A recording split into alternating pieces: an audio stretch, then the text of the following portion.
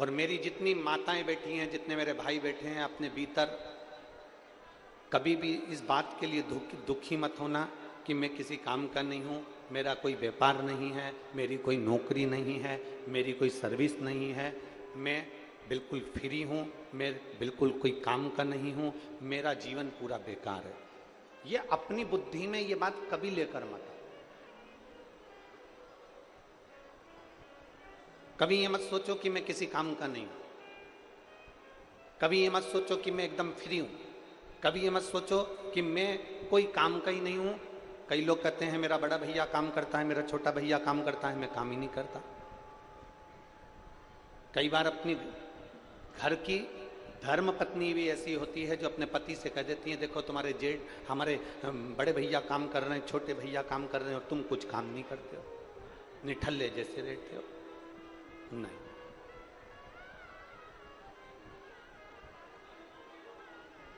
शिव महापुराण की कथा कह रही है, भगवान शंकर का चरित्र कह रहा है, शिव महापुराण की कथा कर रही है, भगवान देवादिदेव महादेव का चरित्र कह रहा है।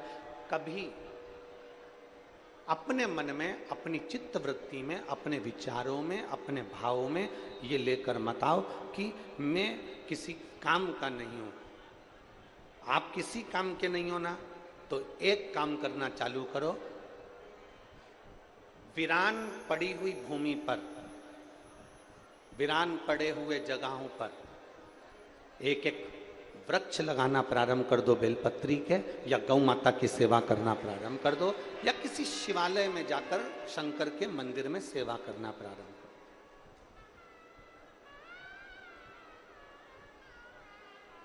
पर गलत सोच अपने भीतर मत लाओ कि मैं किसी काम का नहीं।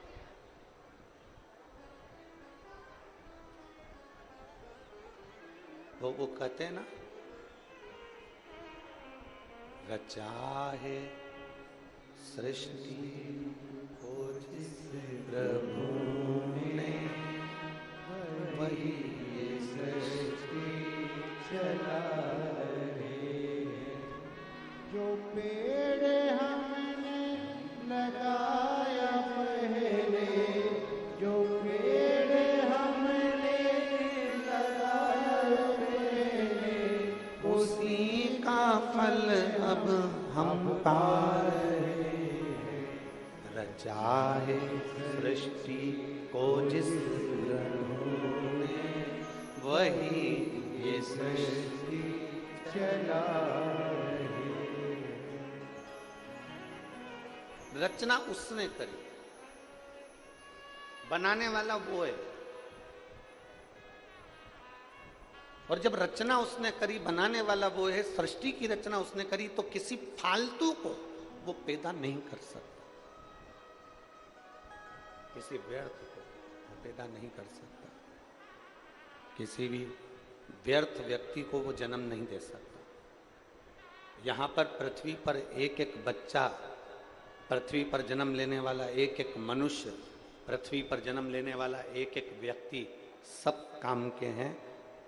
कुछ काम नहीं है तो वृक्ष लगाइए, कोई काम नहीं है तो गौ माता की सेवा करिए, कोई काम नहीं है तो शंकर के मंदिर में जाकर सफाई करिए। एक दिन उसकी नौकरी करते करते वो तुम्हारा हाथ पकड़कर कब कौन सी नौकरी में लगा दे, कोई भरोसा नहीं। सेवा करिए।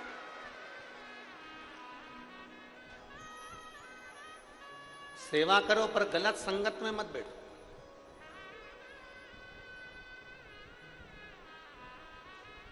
हमने कई छोटे छोटे गांवों में देखा है, बुजुर्ग लोग जब फ्री हो जाते हैं ना, तो पीपल के पेड़ के नीचे कहीं ओटला बना है गांव में, कहीं जगह बनी हुई है गांव में, उस पर बैठ के केवल हाथ से पत्ते घिसते रहते हैं। हमने देखा है उनको।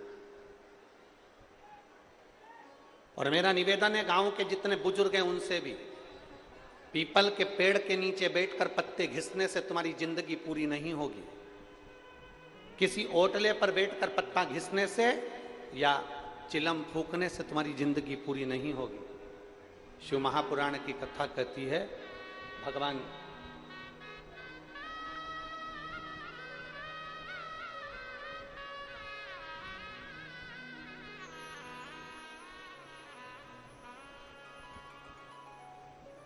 किसी ओटले पर बैठकर पत्ते घिसने से या व्यर्थ की बात करने से तुम्हारी जिंदगी पूरी नहीं होगी।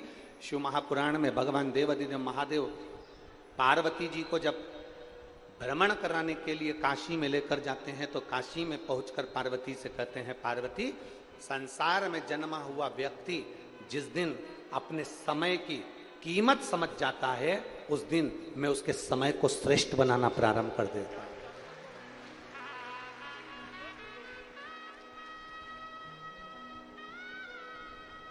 आप समय की कीमत को समझो। जिस दिन आपने समय की कीमत को समझना प्रारंभ कर दिया उस दिन भगवान ने आपका समय श्रेष्ठ करना प्रारंभ कर दिया।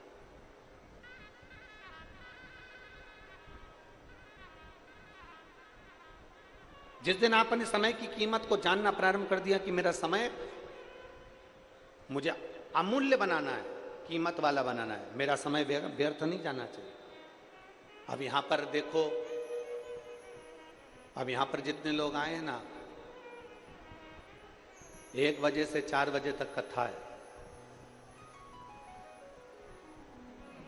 जो जानते हैं कि कथा की कीमत क्या है, जो जानते हैं कि शिव महापुराण सुनने के बाद मेरा बाबा मुझे खाली नहीं भेजेगा, वो अपनी कथा में चित्त लगाकर, मन लगाकर, मौन होकर आराम से कथा को सुनते हैं, अपना ध्यान पूरा कथा में लगाकर बैठते हैं। और जिनको कथा की कीमत ही नहीं मालूम ना, जिसको इस डायमंड की, इस हीरे की, इस कोहिनूर हीरे की कीमत नहीं मालूम ना, वो व्यर्थ में उसको बटोर कर ले जाना भी नहीं चाहता, वो ध्यान देना भी नहीं चाहता। कीमत जानिए। इस चिलचिलाती हुई गर्मी में 46 डिग्री टेम्परेचर है आज। अब 46 डिग्री टेम्परेचर के अंदर आप सब 2-2, 3-3 घंटे पहले आकर बैठे हो। 1 बजे से 4 बजे तक कथा तुम्हें सुनना है तो तुम्हारा ध्यान, तुम्हारा केंद्र, तुम्हारी बुद्धि, तुम्हारा चित्त, तुम्हारा हृदय शंकर के चरणों में होना चाहिए। शिव चरणारविंद।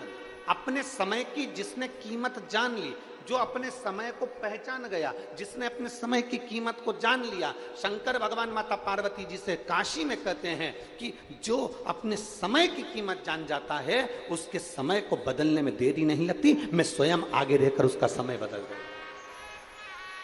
समय की कीमत को जानो।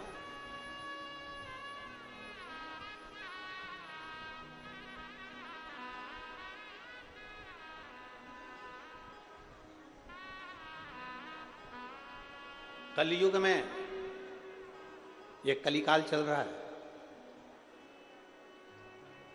कलयुग में कोई आपको स्वीकार करने को तैयार नहीं होगा। पत्नी ने जो वचन किए, पत्नी ने जो बात करी, पति हो सकता है उसको स्वीकार करे ना करे।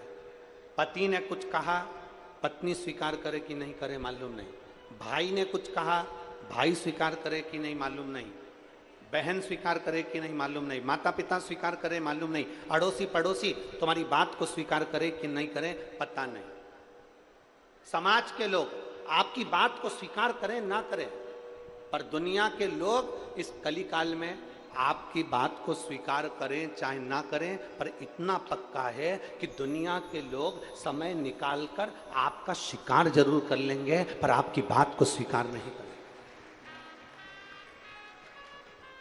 आपका शिकार कर लेंगे। दुनिया के लोग लगे रहेंगे कि मौका मिलना चाहिए कहने के लिए। जैसे ही कोई मौका मिला ना और आप किसी पड़ोसन के दरवाजे पर रोने के लिए गए, आप किसी पड़ोसन के दरवाजे पर अपनी बात कहने के लिए गए कि मैं तो बहुत दुखी चल रही हूँ, मुझे बहुत तकलीफ है, मुझे बहुत कष्ट है, आप अपने पड़ोसी के यहाँ कहने के लिए गए। वो पड़ोसन तुम्हारा शिकार करना चाहती है। वो पड़ोसन एक ना एक जगह जाकर जरूर कहेगी कि पहले तो सेठानी बनकर घूमती थी, अब जगत में रोती फिर रही है। स्वीकार नहीं करेंगे वो आपकी बात को, स्वीकार नहीं करेंगे वो आपके वचन को, वो आपका शिकार करेंगे। इसलिए शिव महापुराण की कथा कहती है, जगत में किसी के आगे मत जाकर रोइए, द्रौपदी से सीख लो। द्रौपदी ने अपने धृतराष्ट्र गांधारी काका ससुर से कहा, मेरा चीर खिंच रहा है, काका ससुर तुम तो बोलो। धृतराष्ट्र कहते हैं मेरी आंखें नहीं है। गांधारी कहती है मेरी आंखों पर पट्टी बंधी है। भीष्म पितामह कहते हैं मैंने दुर्योधन के घर का अन्न खाया है। गुरु द्रोणाचार्य मना कर देते हैं, सारी की सारी सभा मना कर देती है। पांडव तक उठकर द्रौपदी के चीर को नहीं बचाते, तब द्रौपदी